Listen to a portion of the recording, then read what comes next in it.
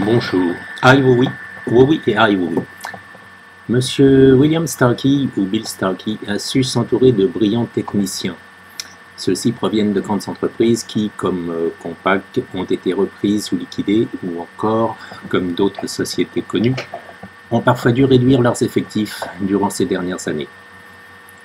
Bill Starkey a alors, en 2007, fondé Wowi, société spécialisée dans les moyens de communication que nous offre Internet. L'entreprise s'est rapidement placée dans le peloton de tête en la matière. On trouve des sociétés connues dans sa clientèle. Au printemps de cette année 2011, Wowi a lancé iWowi, un produit distribué selon la méthode du MLM ou Multi-Level Marketing ou encore mercatique à niveau multiple, à paliers multiples. Wowi me semble respecter en la matière les articles 122.6 à 122.8 du Code français de la consommation qui régit le MLM en France. Ainsi, l'internaute n'a pas à stocker de produits chez lui. Par ailleurs, il n'a pas à échanger de paiement avec des autres clients d'iWowi. La clientèle d'iWowi n'échange des paiements qu'avec iWowi. Elle lui paie des loyers pour des espaces de mémoire et reçoit d'iWowi des commissions. Je perçois ainsi à peu près la moitié de mon loyer mensuel en commission. Mais sinon, que nous apporte iWowi? Il y a d'abord un produit d'appel gratuit, le courriel en vidéo. Cela me semble très utile pour les personnes sourdes, par la possibilité de laisser un message en langue des signes. Mais c'est aussi utile à des personnes n'ayant pas le temps ou le goût de la rédaction. Mais je vois d'autres avantages à iWowi. Selon des études de marché réalisées notamment aux États-Unis pour les années 2009 à 2013, la téléphonie mobile et la vidéo par Internet n'ont pas encore terminé leur croissance. La téléphonie mobile a même de bonnes chances de supplanter l'ordinateur, probablement par le développement du cloud computing. La vidéo par Internet, en 2014, devrait atteindre 91% des échanges via la toile mondiale. C'est une étude de la société Cisco qui le précise. Or, iWowi n'offre pas que du courriel en vidéo. Il y a aussi la vidéoconférence avec plus d'utilisation que le simple courriel en vidéo. Dans sa version de base, cette salle de conférence virtuelle peut accueillir jusqu'à 100 personnes, dont 12 pouvant communiquer en audio ou vidéo au gré du modérateur. Je pense que jusqu'à 6 personnes peuvent facilement s'entretenir en langue des signes. Par exemple, un ergothérapeute, un audioprothésiste, un sourd et un interprète pourront aisément converser, chacun restant à son bureau, dans sa boutique ou à son domicile. Pour les PME ou TPE, les petites entreprises, l'auto-entrepreneur, iWowi offre un moyen de publicité et de communication d'un coût peu élevé. On peut réaliser des vidéos pour présenter ses produits ou en expliquer le mode d'emploi.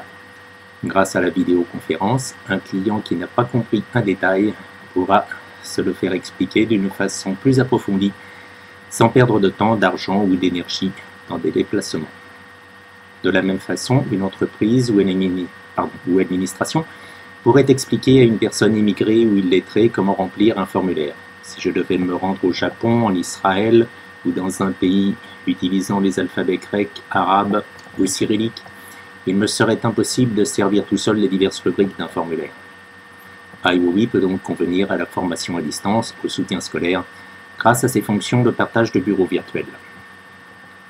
Son tableau blanc ou chevalet de conférence virtuelle permet à plusieurs personnes de dessiner ensemble un même projet. Cela pourrait par exemple être utile à un architecte et à sa clientèle. La salle de conférence virtuelle offre à toute personne présente, sauf interdiction par le modérateur, une option de clavardage. Cela peut être utile à une personne aphone ayant des problèmes de son ou à une personne dialoguant avec un sourd sans maîtriser la langue des signes. Mais au printemps 2012, Bill Starkey, Wowi et leurs techniciens devraient encore améliorer iWowi. Ce système est déjà proposé en quelques 35 langues, malheureusement avec quelques erreurs ou omissions comme c'est probablement le cas pour tout logiciel de traduction automatique. Il est prévu de doter iWowi d'une traduction écrite simultanée des propos tenus en direct par vos correspondants. Si un japonais ou une anglaise me parle dans leur langue que je connais mal ou très peu, je pourrai lire leurs propos en français. Il y aura des erreurs, par exemple le mot son, S-O-N, peut désigner en français l'écorce d'un grain de blé, le bruit, que l'on entend, un adjectif possessif, une rivière de France, ça c'est un nom propre. Si la traduction est incorrecte, on pourra demander à son interlocuteur, de préciser ou de reformuler sa dernière phrase.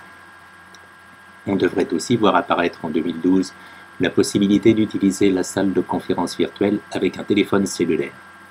En fait, c'est déjà possible, mais d'une façon très incomplète.